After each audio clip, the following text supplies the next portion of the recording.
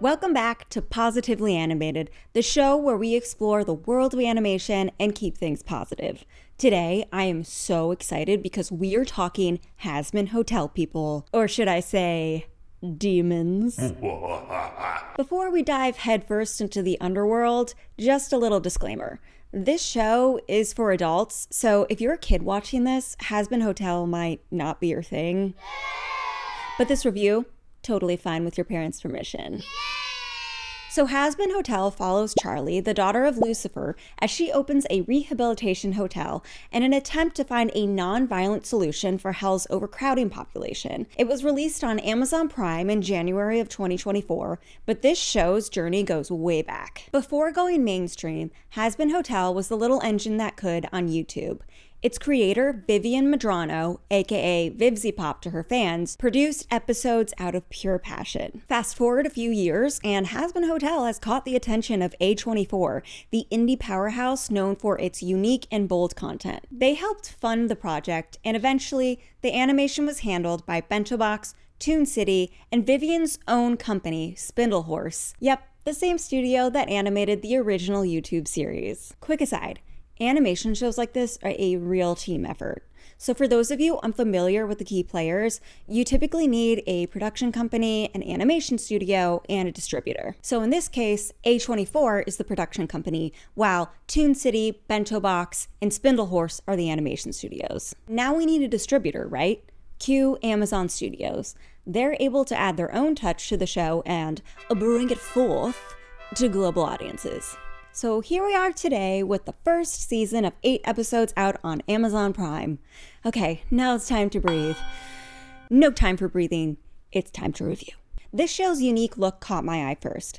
It's 2D, like a lot of adult animation, but with a playful, kid-like design. It looks like it uses fewer frames per second, giving it a jerky, energetic feel that amplifies the chaos of the characters and story. The characters are so stylized that you can instantly recognize them as being from Hazbin Hotel. They have this punk circus meets Alice in Wonderland meets cabaret style. It's something I haven't seen often, and it makes them feel like they're quite literally performers, which I'm pretty sure was the whole point because, wow, the performances. I was blown away by the production quality and the talent. If you're a fan of musical theater like I am, this show is going to blow your mind. It is packed with Broadway level talent. We've got Erica Henningsen from Mean Girls the musical. We've got Kimiko Glenn from Waitress, Darren Criss, a Harry Potter musical original, and Jeremy freaking Jordan from West Side Story, Newsies, Bonnie and Clyde, the list goes on and on. I felt like I was watching the Tonys, and I was living for it. This is the benefit of being backed by a larger studio. With the right budget, you can secure bigger talent who elevate performances, and here it really paid off. Hats off to you, casting and music teams. Now, let's dive into characters. I loved these characters. No two characters are alike, which allowed for some pretty great dynamics. And the dialogue is so funny. It feels like the writers had a blast writing these characters. I'd like to know which one they enjoyed writing the most. The main character, Charlie, is so lovable because she always sees the best in others. I love a character who's unwavering in their goals and identity. While she tries to be mean, or as the show calls it, aggressively kind, she just can't help but be true to her core. Another thing I really loved about the characters was their backstories. For me, I think the most heartbreaking backstory was for the character Angel Dust. I don't want to get too into this to avoid spoilers, but what I will say is how well the show handles heavy themes while avoiding an overly somber tone. I felt myself completely understanding Angel Dust's character and really feeling for him. Now on to the story. There's a real ticking clock here driving the plot, which keeps tensions high. You're not just invested in the characters, but in what they're fighting for, which leads me to a bigger point. This is the part where I get analytical. Let's talk about why this show matters. At first glance, you've got your angels and your demons, your good and your bad, but the line between the two, very blurred. The angels think they're doing the right thing by exterminating the demons, but they're ignoring the fact that not all demons are the same. The demons, on the other hand, are fighting for something bigger than themselves. They're fighting for their rights, their loved ones, and for their place in the world. To me, it feels like an allegory for human rights, and honestly, I love that.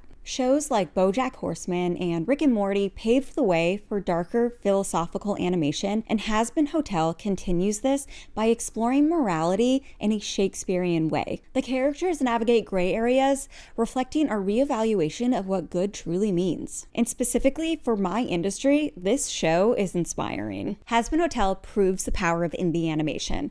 Vivzy Pop's rise from YouTube creator to working with A24 and Amazon shows how passion projects can attract major studios. It's a reminder to aspiring animators. Don't underestimate the power of an online community. And now it's time for the vibe check.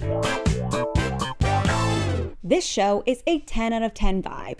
It's Nightmare Before Christmas meets Sweeney Todd, but hilarious. The mix of macabre and comedy is perfection. I loved the way the show moved, both the pacing and the characters.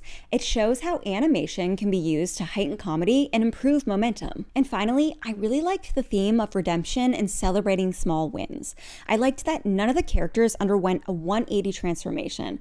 They were simply trying their best, and it paid off. And honestly, that's a great message. In an industry that's so unpredictable, it's important to celebrate the small wins. So thank you, Hazbin Hotel, for the reminder. And thank you for watching. I'm Alex, and I hope this review has helped you stay positively animated.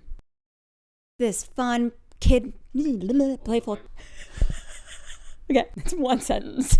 That's not the line either. And the animation was eventually handled by someone.